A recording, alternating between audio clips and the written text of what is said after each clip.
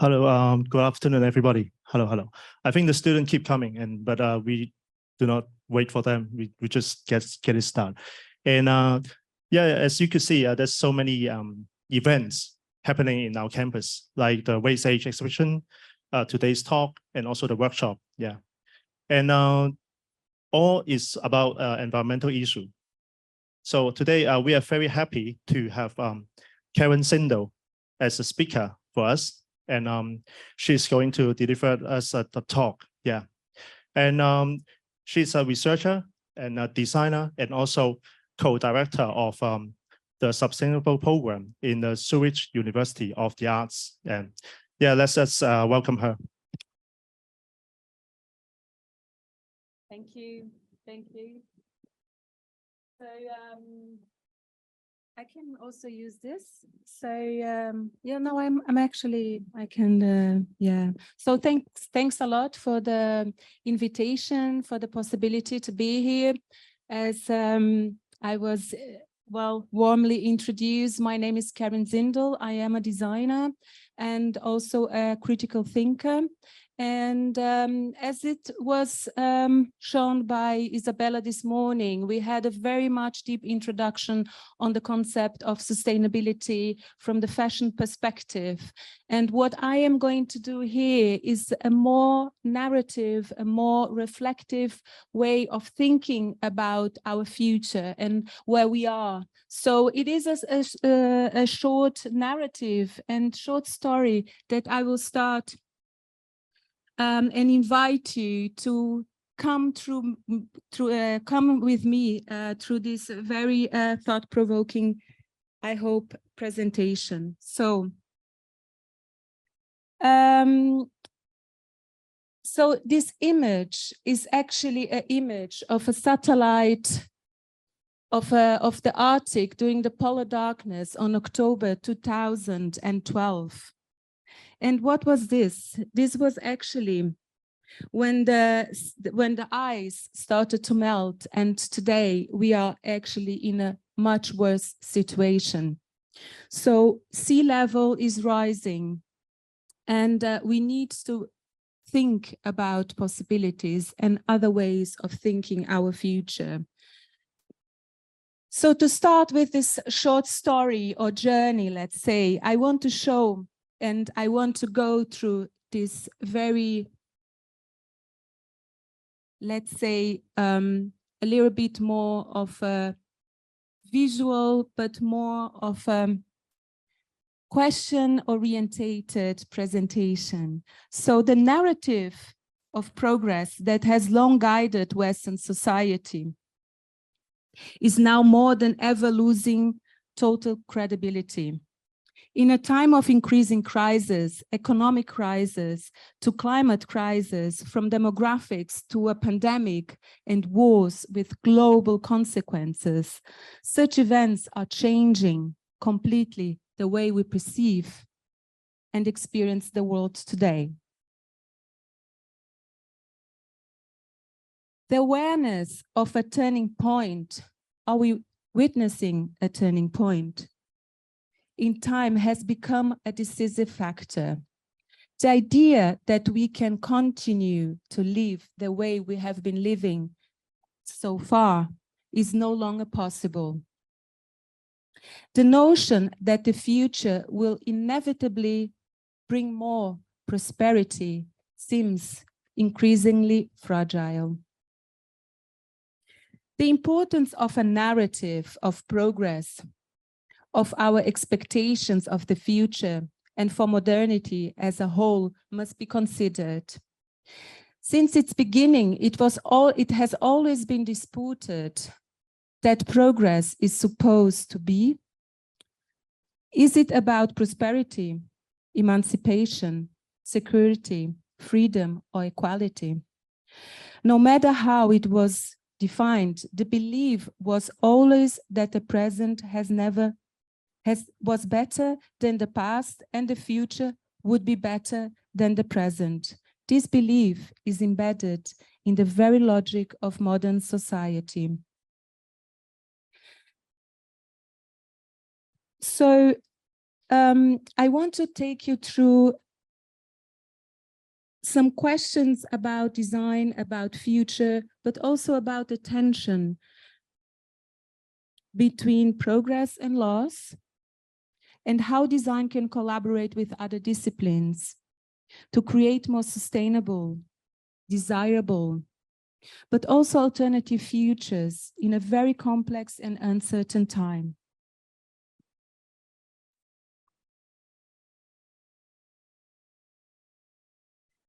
In the 18th century, my perspective is a very Western perspective. So allow me to guide you through a short story of our progress. During the European Enlightenment, the idea that history progressed from one level to the next was new at the time. Before that, stagnation or decline had rather been expected, sorry. Modernity, on the other hand, countered with its own utopia, this vision that society could be created and shaped, and always in a positive way, was central to this period. And the future played a significant role as a space of possibilities. And at least since the 20th century, when it became clear that regression was not only possible, but could also turn into something radical, something bad. After World War II, no one believed that the future would automatically be better. But then the 50s came, the 70s, the high times of progress, consumer society began, the euphoria of possibilities. Technically, too, it was a time of vision. Apollo 11 was the first human mission to space with a moon landing. And so optimism weakened in the 75s, only gaining momentum again from 1989 onwards. As you see, progress has a great history. But the same applies to the history of loss. Losses mark the downside of history, turning points in time. Are you witnessing this turning point? They are the turning points, or the losses, they are interpreted either as a side effect of progress or as a failure because they disappoint the imperative of progress. So we are thinking about progress, we are thinking about growth, like we talked about it this morning. So we are in a time that we always need to move forward to growth, to be in this more consumption perspective. But how do societies deal with experiences of loss and disappointment of expectations for the future? The question arises is how societies as a whole can deal with this experience of loss and disappointment for the future. The answer is with crisis management that creates resilience. So how can society as a whole become more resilient?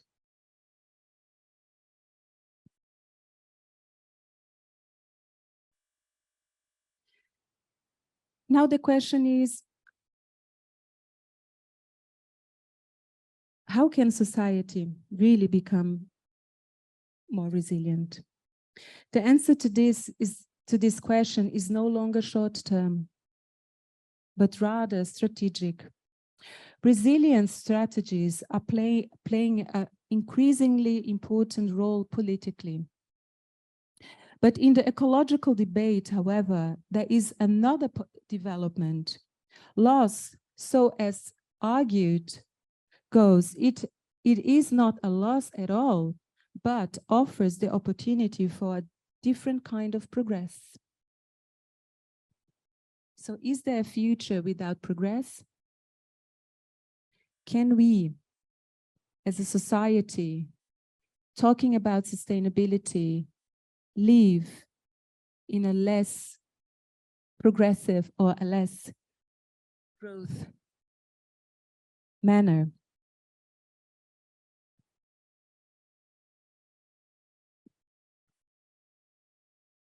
So the question is there a future without progress? So we need to be resilient as individuals or as a society to live these losses and integrate them into our worldview is difficult within the narrative of progress. But those who suppresses them do not deal consciously with these experiences and use the experiences gained to set changes in motion. But for instance, the fact that a younger generation is addressing the issue of climate change in a proactive and realistic manner is a source of hope. Renunciation is no more a taboo than is the commitment to others. Change is accelerating, and we need flexibility and willingness to deal with losers and accept new realities. Consequently, we need to adopt alternative approaches and learn from the past in order to interpret it in the context of our time, because the future needs a past. The field of design was always about looking forward, imagining new or alternative possibilities, ways that can transform the present, improve it, and help create new possible futures. But even though design is about solving problems and creating possible futures, we also know that design itself is part of the problem. And against the backdrop of global urgencies, the way design is being created and how designers perceive their role in the future is also changing rapidly.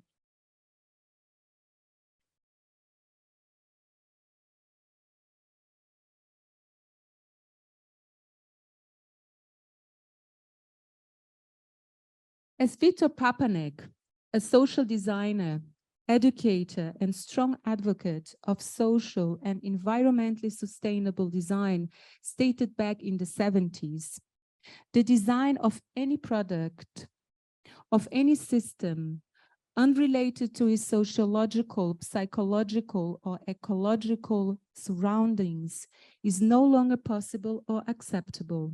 Design needs to be responsible, more inclusive, and more ethical.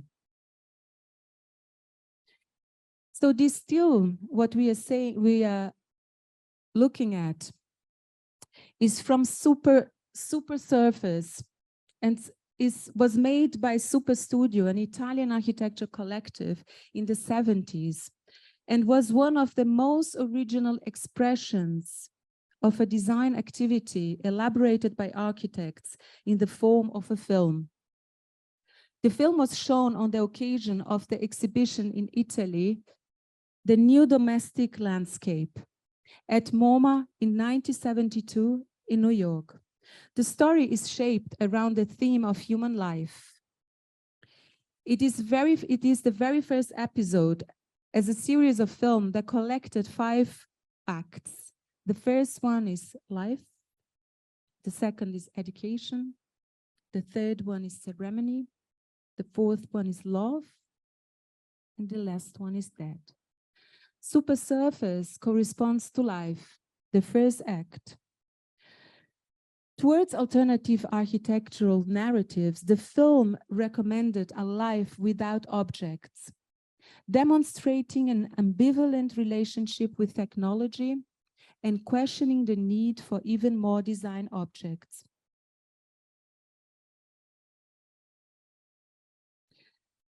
The visual power of these projects and the potential of architecture in design to provoke change still endure. The persistent relevance of such projects lies in their ability to stimulate the imagination and encourage new ways of looking at the world in order to shift perspective and promote change. So are we moving towards the evolution of imagination? I want to show you a very, very good example of Australian artist, architect that actually represents and tells about his experience with speculative art. And he is, can you just help me? So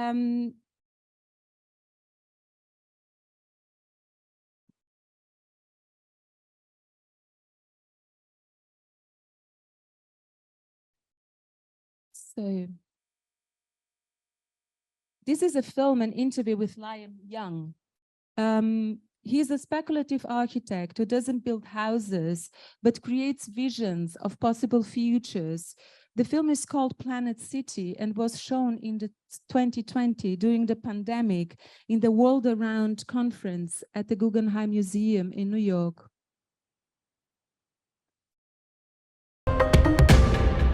My name is Liam Young, and I am a filmmaker and speculative architect and world builder. Originally I'm from Australia, but now I live here in Los Angeles. I don't design buildings as physical objects, but rather I make films and I tell stories about the ways that spaces, buildings and cities are changing in the future. And I think in many ways it's really critical that if we value what we do as architects and urbanists, that we think about forms through which we can disseminate those ideas as widely as possible. So a speculative architect uses the mediums of film or fiction or storytelling in order to communicate ideas about how technology is changing and shaping our world.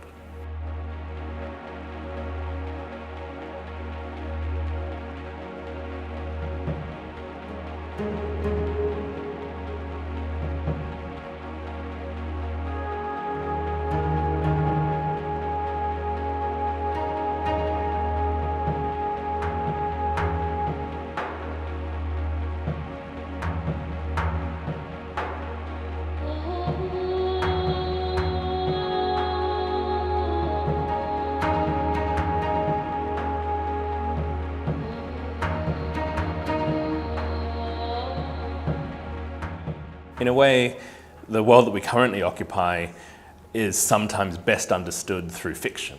We're in a present moment where fiction is perhaps the best way for us to come to terms with a world that reality struggles to grasp. In many ways, fiction has always been an extraordinary shared language. You know, we've always, since we can sit up, stared at the TV, watching films or TV shows. We've fallen asleep in the pages of a novel. And it's really the way that our culture shares and disseminates ideas. So I think in our work, what we do is co-opt the mediums of fiction. We embed, like Trojan horses, in the mediums of popular culture, important ideas about the futures that we're all going to be living in together. And I think that if we can be clever about using fiction and film as a new kind of site, then we can design and prototype a whole range of possibilities about what the future might be and put them into the world with enough force that they might find traction, or that at least they might connect with audiences so that we can have a shared conversation around the futures that we all want to be living in together.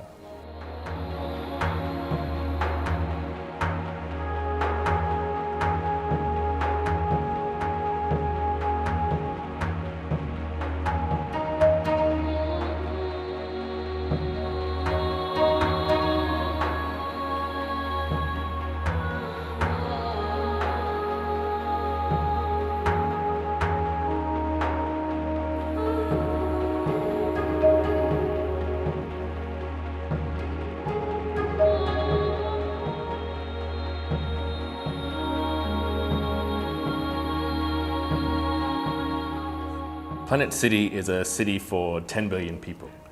And in many ways, we're already occupying Planet City. We all live in an urban context that is really distributed across the entirety of the Earth. There is no point on the planet anymore that is not touched somehow by our urban environments. Either they produce the city or they're produced by the city.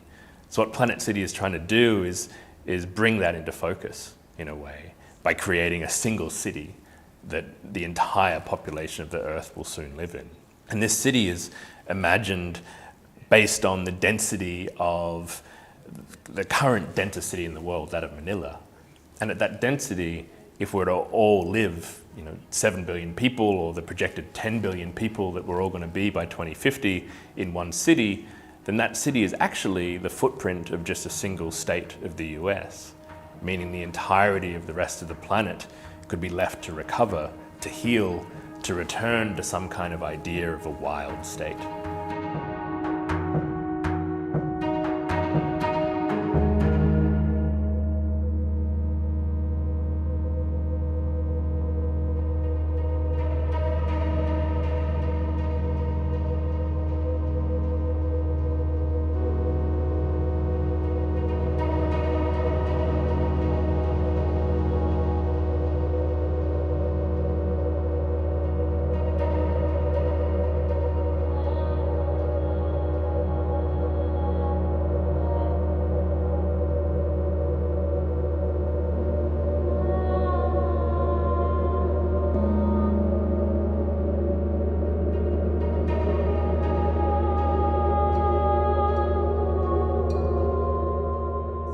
Planet City is a project that apparently I stand as some kind of author of, but really it's a work that emerges from a massive atomized brain distributed across the planet. It comes together from conversations that we've had with an amazing array of writers and theorists and scientists, and it's really a collective project. And I think that scale of investment in this fiction is something that we've never attempted before. And in many ways, it's sitting within the context of Hollywood. Like behind us is Los Angeles, a place that normally churns out these visions of science fiction futures on a daily basis. But rather than a single production designer or the vision of a director or a concept artist, we're really trying to build this world from very realistic, very pragmatic technologies. So, although absurd, the proposal actually demonstrates very meaningful relationships to some of the technologies that are going to be necessary when we have to deal head on with a changing climate. And the ways that we're prototyping the necessary lifestyle and cultural changes that are going to be needed in the city hopefully have resonance, because they're not just pure fantasy, but rather they're grounded speculations.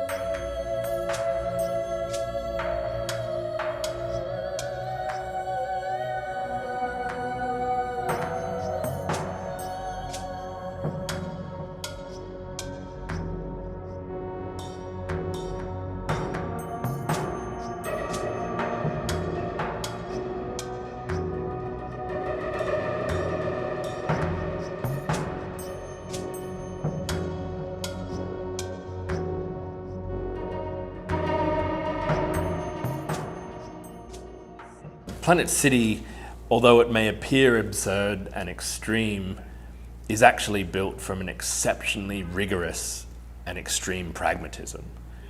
And really, what I hope one of the roles of the city is not to present a proposal, but rather it's a provocation to get us to see actually just how extreme and absurd the current ways that we make cities really is. So in many ways, Planet City is about a future, but at the same time, it's a mirror through which we can see the absurdity and the catastrophic nature of business as usual.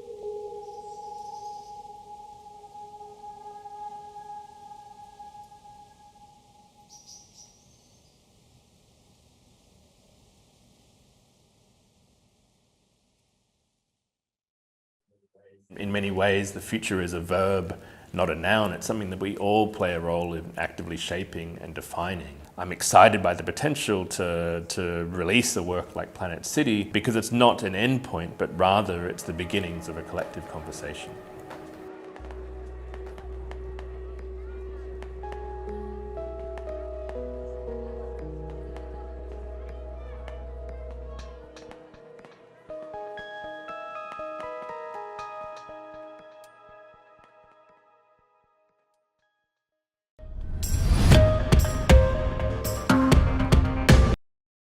So this was the film from an interview with Liam Young. For me, this is a very beautiful example of how we can imagine futures, how we can actually use the art and design to envision alternative futures. And to me, the first time when I saw this this film, it was actually during the pandemic in the scope of the conference in the Guggenheim. I thought it was Hong Kong. To me, was a pretty much example of how Hong Kong looks like and how it could actually look in the future. But for my surprise, this was Manila. I've never been to Manila, but it looks very much like Hong Kong. So this is also when we think about also the other film we saw before from not the film but the still from Supernova. This was another time. This was in the 70s, and then suddenly we see. Can we just put the? Oh yeah. Oh yes. Sorry. Pardon.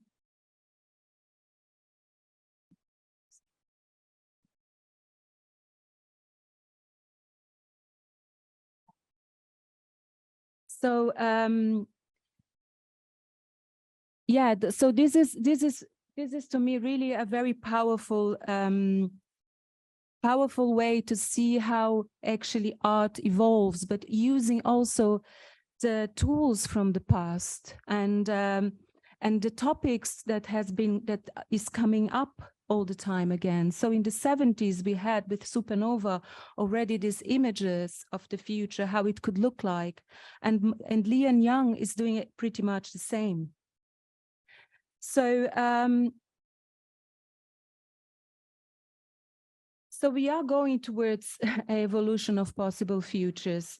So in the times where we are living now with so many crises, challenges and uncertainties, it is more than ever necessary to rethink the methods and critical engagement of design across geographic, social and political boundaries to create alternative worldviews and propose more equitable and inclusive ways forward.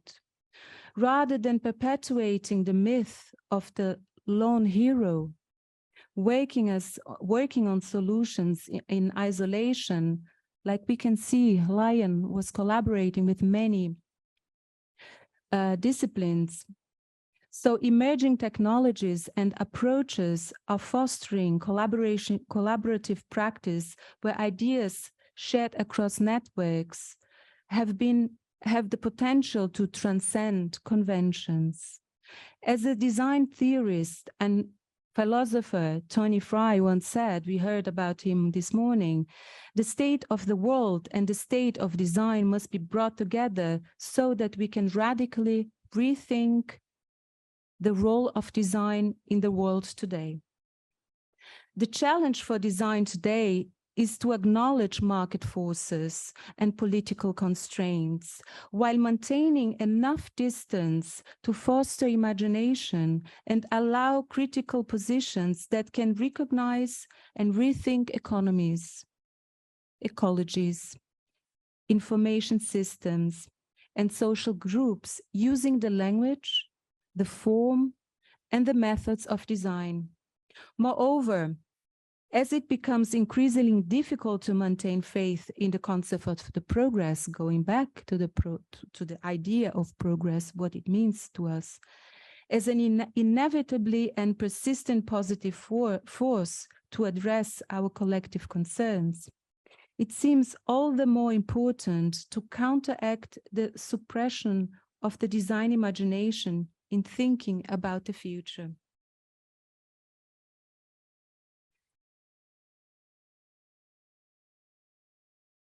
Design fiction, a form of scenario building and storytelling, is an important methodology to explore the emotional and intellectual capacities of design.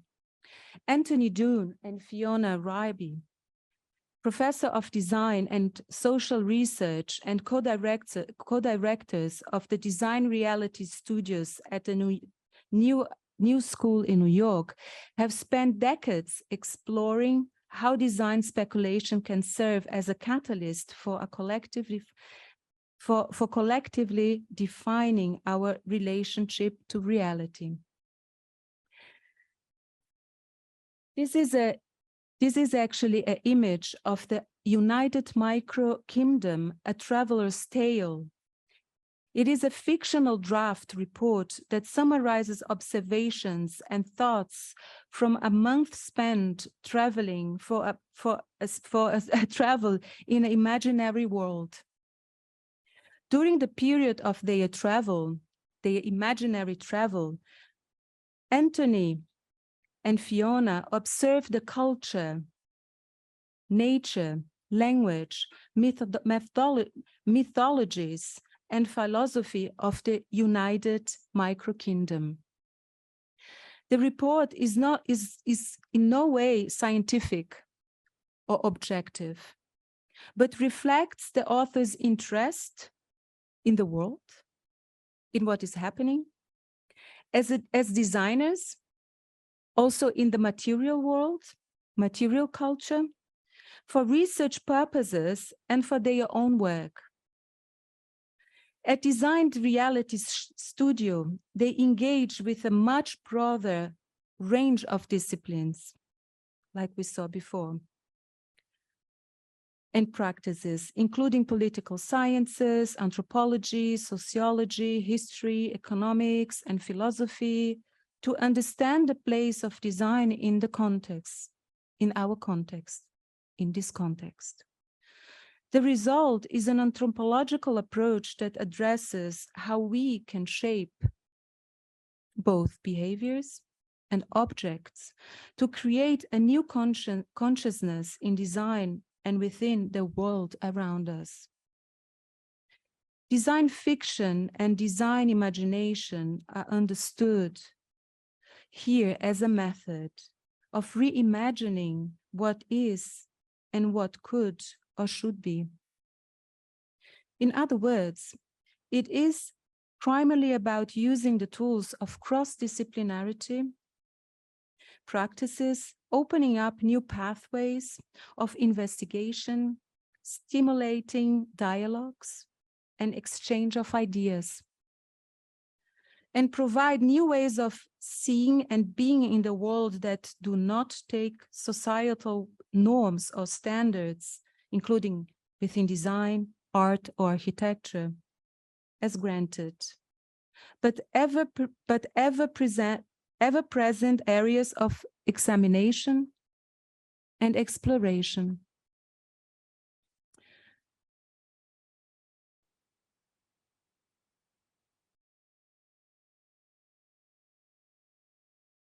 As the writer and thinker of imaginary worlds, Ursula Kröber-Le Guin observed, if you cannot or will not imagine that the consequences of our actions, there is no way you can morally be responsible. We cannot predict the future, but it is empowering to imagine what might be possible in the hope that many more things might happen that actually do. The art of imagination alone cannot change the world as such. But along with design and other disciplines, this method can sensitize people and can make them aware of other realities by making them visible or enabling people to experience or immerse themselves in these realities, in different realities, in new realities. To address the pressing changes of our time, we urgently need new narratives and alternative scenarios. We need a fundamental cultural transformation in order to recognize the genuine need of our present and to enable a transition to a more sustainable future. For this, we need a whole new generation of designers, of visionaries. Design has different means to communicate the future, the present, and the past. So let's use the power of imagination and imagining possible futures to transform them into sustainable and real futures. Thank you. Thank you, Karin. Yeah, thanks for the sharing about the images, the illustration, and also the movie about the sustainable issue. For me, I quite impressive about that movie. That is like the Australian architect trying to illustrate the future, right? So he's trying to illustrate that the future in a compact city and all people living there. Is that? Mm-hmm. Oh, okay. Because I think I just worry about the students think, oh, so much like Hong Kong. What's happening there? Yeah. But that's exactly the concept or the idea behind this film. You know, it's a city of 10 billions. So actually it's bring all the people to one single place and to imagine a common life and leave the surroundings, the nature, to actually recover. So this is an extreme vision of how a future could look like. You know, we know from also Fuller had some ideas of putting this, you know, like a globe, a bubble through New York. An area, just all the people living there. Yeah, exactly. Okay. And actually, you know, letting the surroundings, as I mentioned, recover from actually from our acts, you know. Yeah. Okay. Yeah, I think that's impressive to us. Yeah. And so is any questions about sustainability that we could ask Karin? Anyone want to? Anyone got some questions? There's a quote from Liam's interview that really stuck with me. The catastrophic nature of business as usual. Mm-hmm. So if we just keep doing what we do now, what would be the consequence? I think that was really memorable for me, I think, from the film. I find the idea of design fiction a fascinating approach. Speculative design, I guess, is design that asks questions. Design has always been about the future. It can be a short-term future, a long-term kind of future. But how do we bring all of this kind of very out there kind of concepts with design fiction? How do we bring that into the real world and put it into action? How would you describe this process? I think this is a very big, a very important question, because what they do is actually think about ways of how life could look like. I think this is not the main focus, but it's actually to really envision possibilities. And by envisioning, you know, you can actually really prototype and try to come up with different ways of perceiving the world and bringing new let's talk about solutions, you know, to how to deal with the problem. So I think what is very important also in all what I said, that it is supposed to be very much like a inspiration and not solving, but I think this methodology is really about losing, you know, opening your mind and permitting, you know, to imagine different worlds, because we are already, when working with design, when working with architecture, we need to be very, very realistic, and we need to solve problems. But I think when using such, fictions and speculative design, you as I mentioned, you open up the possibility to think different ways and to come up with in the best case to real possibilities or to real solutions. Yeah, It's funny how a lot of science fiction becomes true. Yeah. Yeah. So, but that's actually the what we do. And like I said, design is always about thinking about the future, imagining the future. So, what it used to be impossible to use a phone, today is just everyday life. It's part of our reality. So we need to use these methods to envision, to change, to also bring it closer to our reality. Yeah, Isabella. I found also in the first part of your lecture, you mentioned that there is like this collective experience of loss. So we lost something, and in a sense also the state that we are in right now is also testimony for a failure. You said also, you talked about to allow, to accept the failures that have been done by previous generations. I am experiencing right now the culture here is, it's very important to save the face.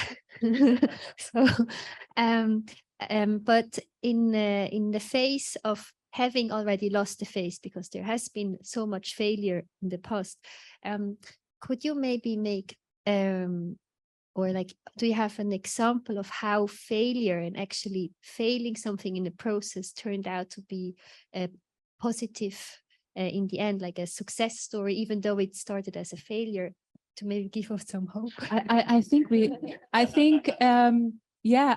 are doing that all the time. I think this is all about design. And this is actually, I think this is very, very important also on education, that we permit to make failures, because in a school, in a higher education, we need, or at least not, let's say, this is the laboratory where we are, here is the place to make failures. Here is the place actually to experiment and to see what works or what does not. But when we are outside, when we are actually in the real world, let's say, working, you have no possibilities to do that. So I think, more than give you a concrete, answer, I think it's just what we need to do. We need to think, and we need to think about, it's not about thinking, it's not about thinking about the failures, but it's also thinking about our past, what we've done, what we learn, because we're always repeating ourselves. This is also about the movie I showed, in the 70s, like Papanek, he was already in the 70s talking about climate change, about, we need to be responsible. We need to think about our social behaviors. And what are we doing now? We are talking again about this, but now we see it. Now we feel it. Actually, we learned yesterday about the extreme heat in Hong Kong. So I think we are having extremes everywhere. Europe now, it's raining. It's, Spain, Italy, it's raining. Yeah, it's, so I think we need to learn from our mistakes and from our losses very, very, very quick and urgently. I think,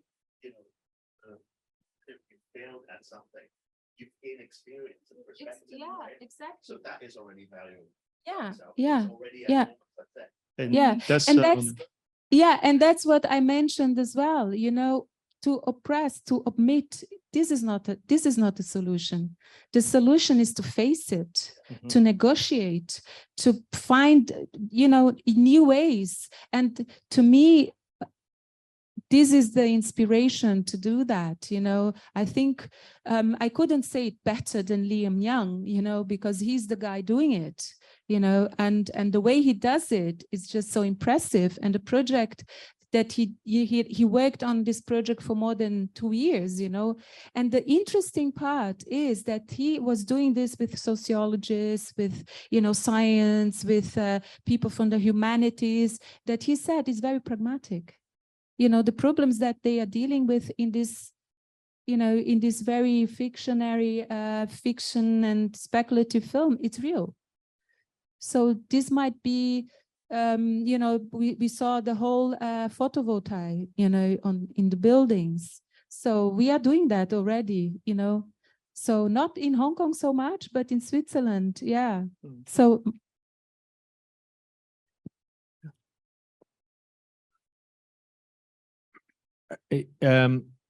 mankind is very intelligent, so we have like 100,000 years of history, very improved things, and I doubt a little bit if mankind is able, even if we are very, very intelligent, to let something loose.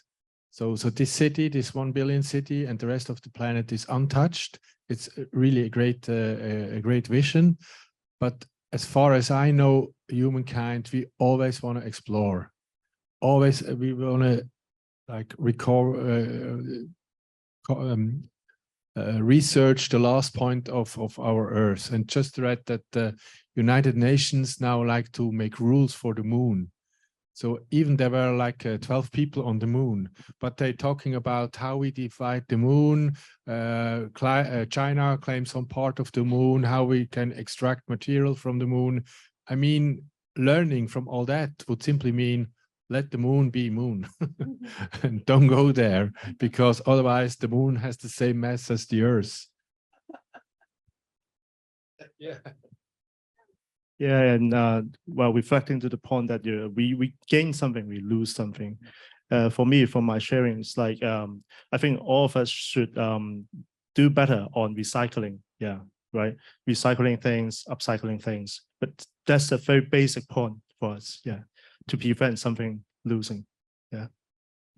Yeah, I think these are more the hardcore topics about sustainability, the, you know, sufficiency, reduce. We learned this morning about upcycling, and, you know, it is a cultural change that we need to go through, because if we keep going like that way, yeah, we might need to go to the moon. I don't know. What we're saying, though, more fundamental about our values of what progress means. Exactly. Why we need to keep progressing. Yeah, yeah.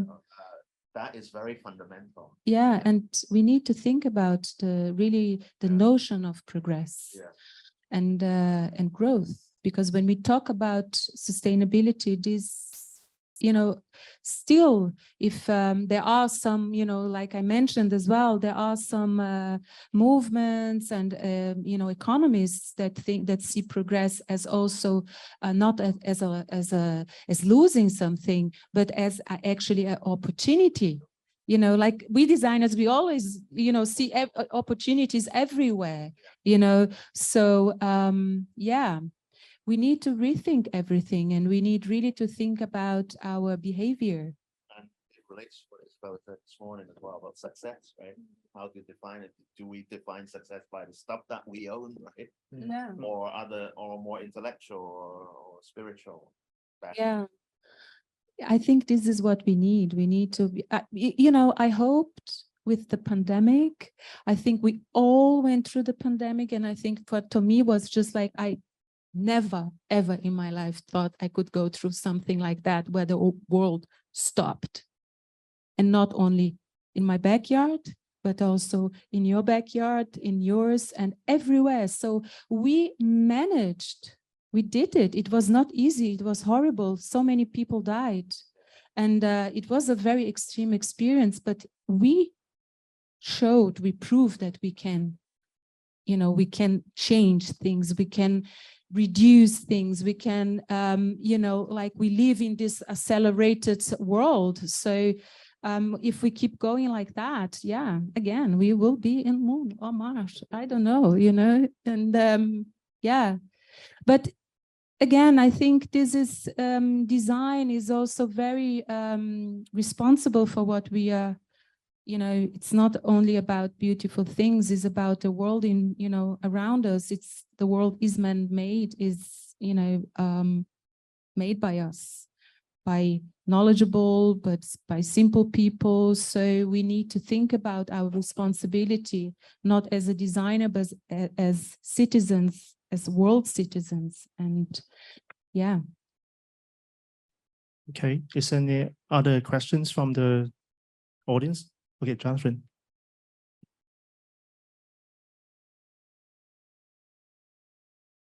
Hello. I'd like to know the because you know there's in the recent year a lot of discussion on the sustainability, and then especially you from the University of Art and Design. I just wonder how it affect the students' work. I mean, how, especially not only design student but fine art student, how do they respond to this issue? Especially for some design, fine art artists, they're mostly is about self-expressions, and does it really affect them?